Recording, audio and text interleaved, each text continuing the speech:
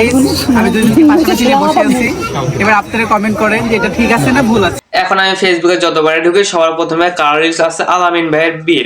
তার বিয়ে করতে সে সেখানে হাজার হাজার রিলস আপলোড দিয়েছে, মানে 1000 না 2000 প্রায় 5 থেকে 7000 রিলস আপলোড দিয়েছে এক বিয়েতে। সেখানে আলামিন ভাইয়ের পেজে রিলস আপলোড দিয়েছে তো, এবং সেখানে এক ঝাঁক সেলিব্রিটিরা গিয়েছে, তারা পর্যন্ত হাজার হাজার রিলস আপলোড দিয়েছে, মানে প্রতিটা মিনিটে 1 টাকার রিলস আপলোড দিয়েছে। এখন শুধু ফেসবুকে তার রিলস চলতেছে আর কারো কোনো ভিডিওই সামনে আসতেছে না।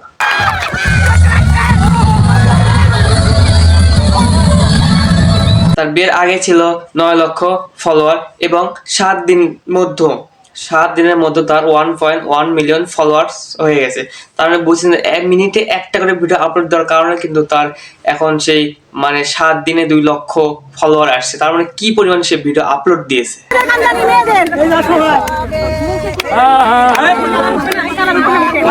সে কিন্তু যা যা করতেছে, হলুদ মাখান বলেন, এখানে যা বলেন, কথা বলেন, মানে প্রত্যেকটা মুহূর্তের ভিডিও কিন্তু সে আপলোড দিয়েছে ফেসবুকের রিলস আকারে। এখন তো সে শুরু করতেছে এবং ভবিষ্যতে যে আরো কত হাজার রিলস আপলোড দেবে তার নেই ঠিক ঠিকানা।